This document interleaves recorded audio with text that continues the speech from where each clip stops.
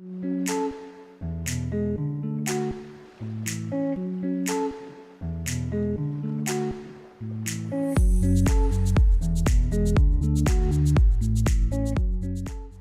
name is Judith Atieno Obutu. I'm a makeup artist professionally, and part-time I do Uber. I do Uber because of COVID. So when COVID hit, I had to close down my business because I was not able to pay rent for about 3 months. And I'd just been in business for a year and a half. And you know, when you're in business for a year and a half, it's not peaked. You still need to pump in money. So now I closed down because of arrears. I had to choose between arrears for my rent and arrears for the business. So I closed down the business. And since I had a car, which I had just gotten in 2019 before COVID hit, because COVID hit in 2020, March. So now I had to find a way of using the car to sustain myself as I do the makeup hustle.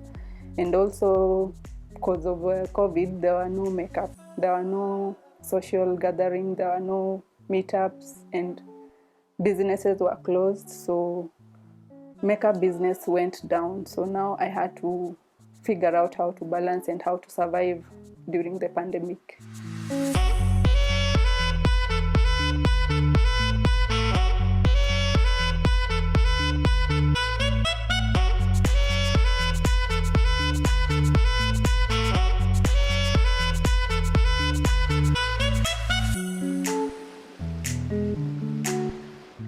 I was born in Bondo.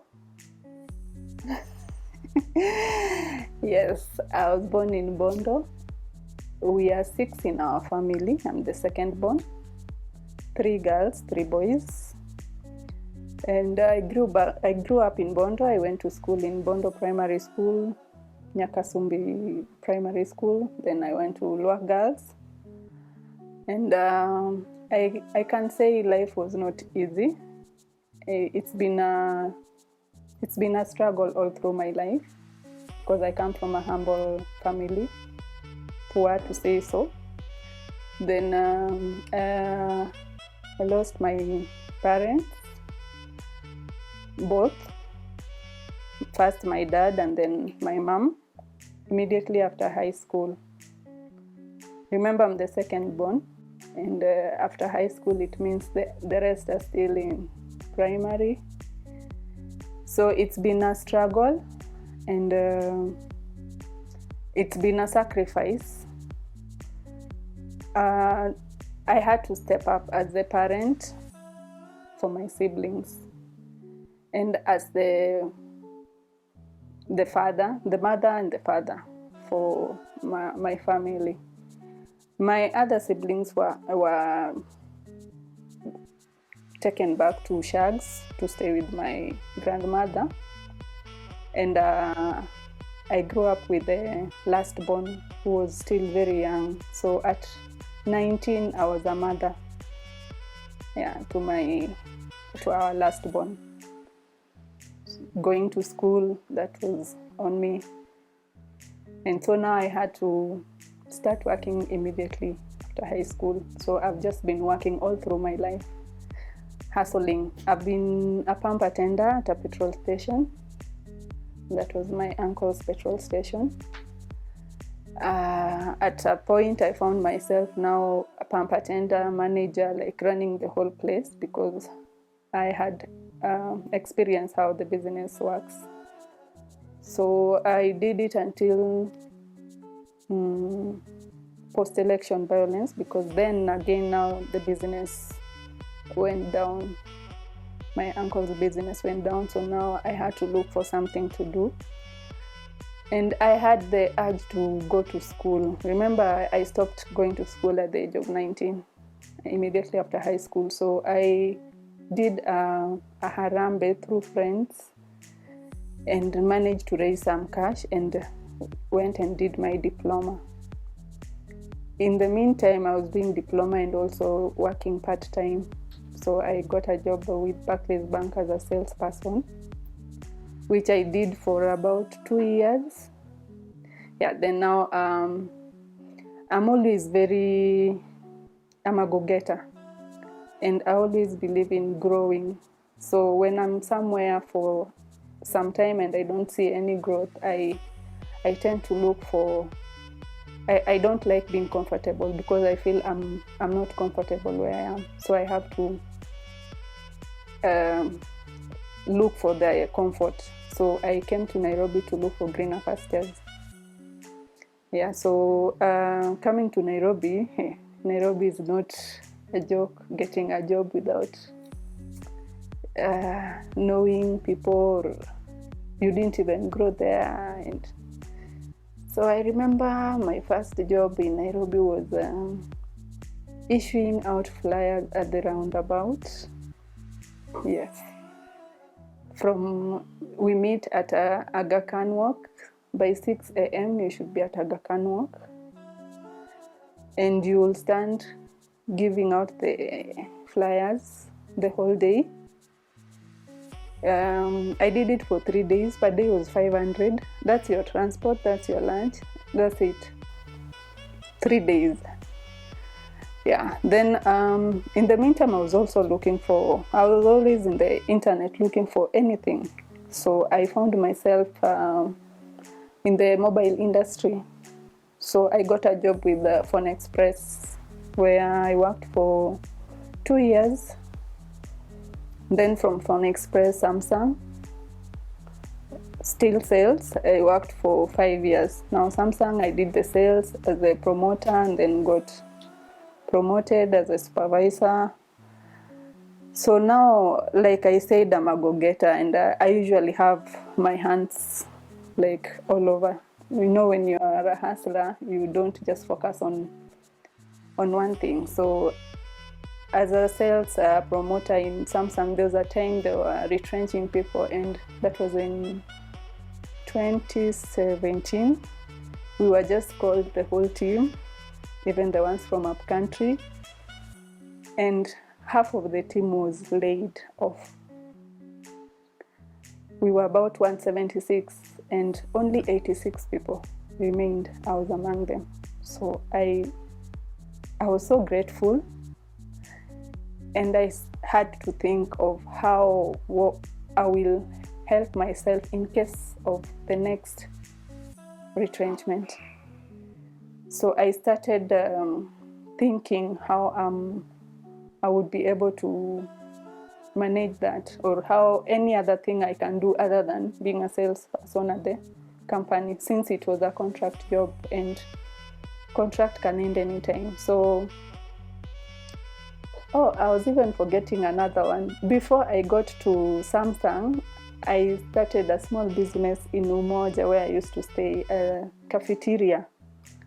Yeah, now this cafeteria, I had employed my sister, so we were doing with my sister. And then now my sister wanted to do something else, so I figured out how do I make use of the cafeteria. It was just selling chips, smokies, soda, water. Yeah. So I decided to get a loan. Remember, I was working in the bank, so I decided to get a loan with the cafeteria. So I get an asset finance from the bank and got a car. Now this car, I put it in the car hire part-time. The interest on makeup, it just popped up. Like it's something, I think in 2017 is when makeup started doing the eyebrows, people finding ways how to do the eyebrows. So I started doing my eyebrows, and there's a friend of mine who had a salon. So I used to, after work, I could go to her place, and she told me, why don't you be doing people eyebrows and get something and see if you can. And then because of my interest and the creativity, I started doing the makeup, the eyebrows, not even makeup, the eyebrows at her salon. Then the interest of having the business kicked in. So I started thinking, because now the car hire also was not doing well. The company was not paying like we had agreed. So I actually pulled out my car and thought of how to make use of this car. So I sold the car and opened a small shop in town.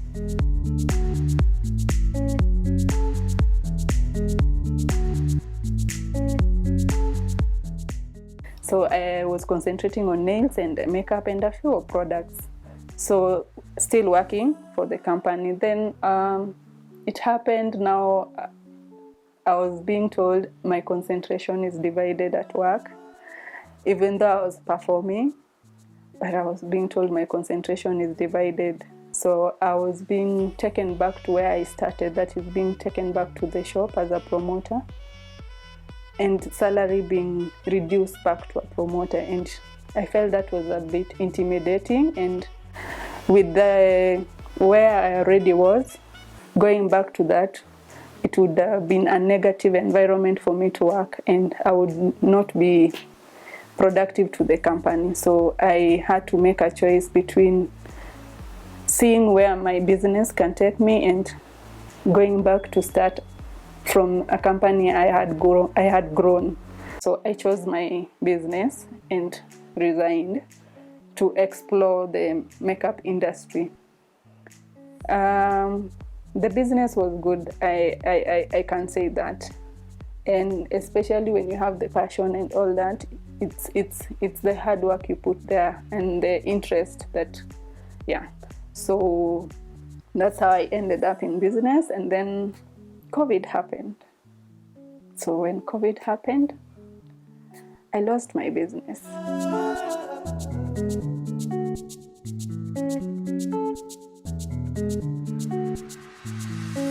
We are taking a short commercial break. We'll be back for you to know more about me.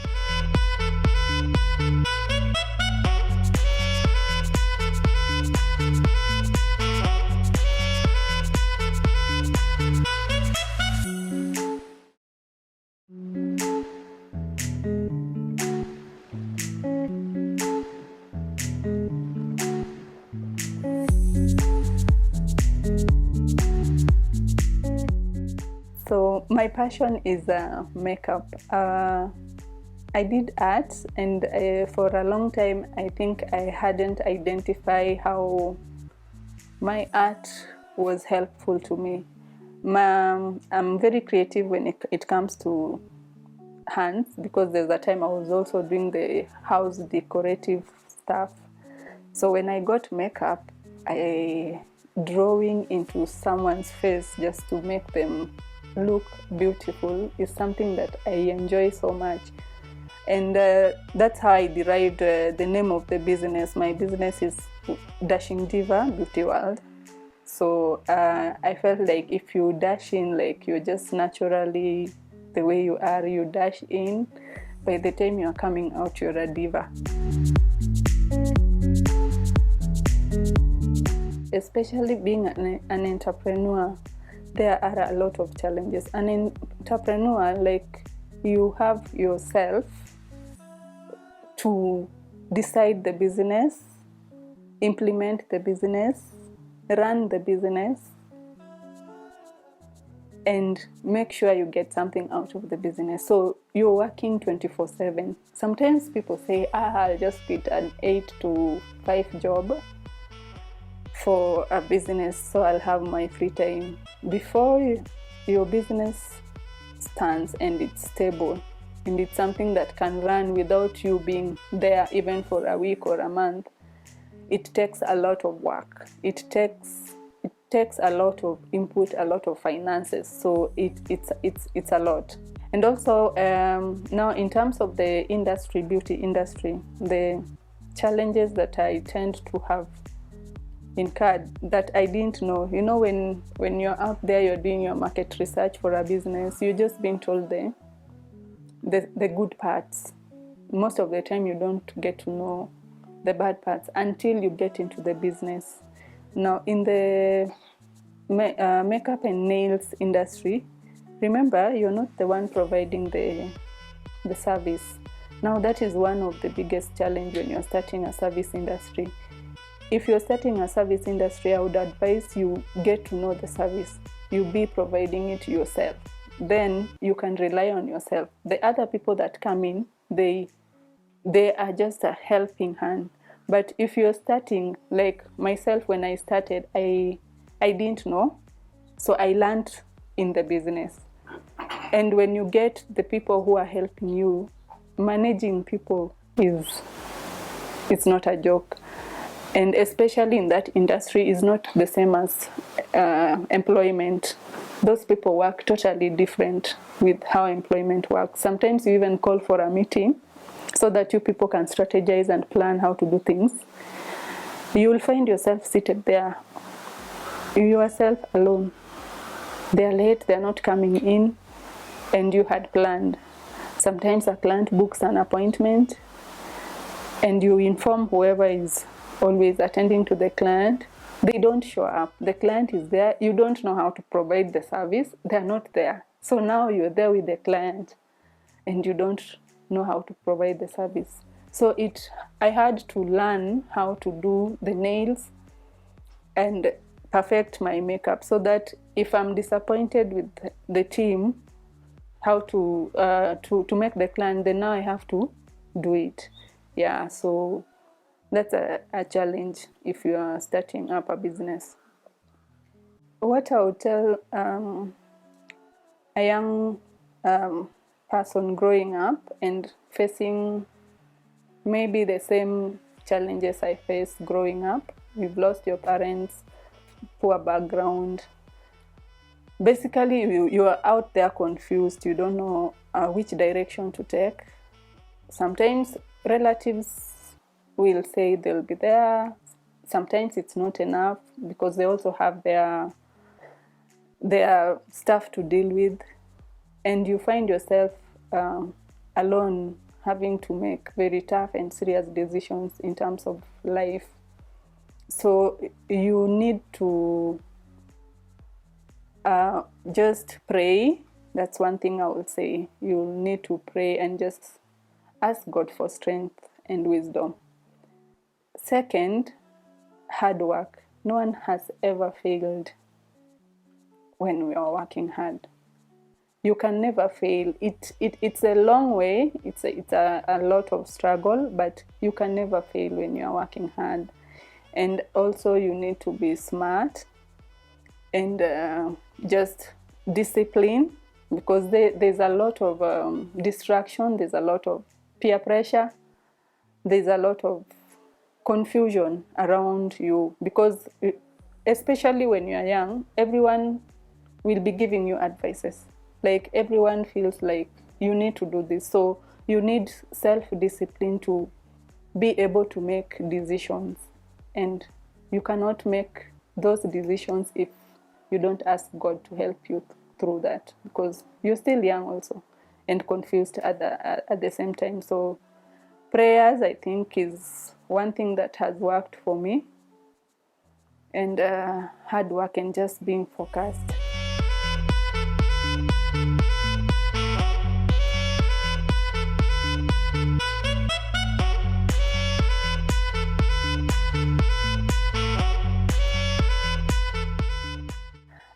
I've worked in different organizations, banking industry, petroleum industry, mobile industry, and I would say on all the industries I've worked, my hard work led me somewhere better. So if you are focused and you are geared towards your goal, you'll find yourself growing. And again, also, if you find yourself taken back, maybe because of, like my case, the pandemic, you don't give up. You just start all over again. It's not easy, because that's where people tend to lose focus and give up, because also depression can kick in. but you just keep pushing yourself. That is what I would say. It's more of self push, self discipline, and you will get there.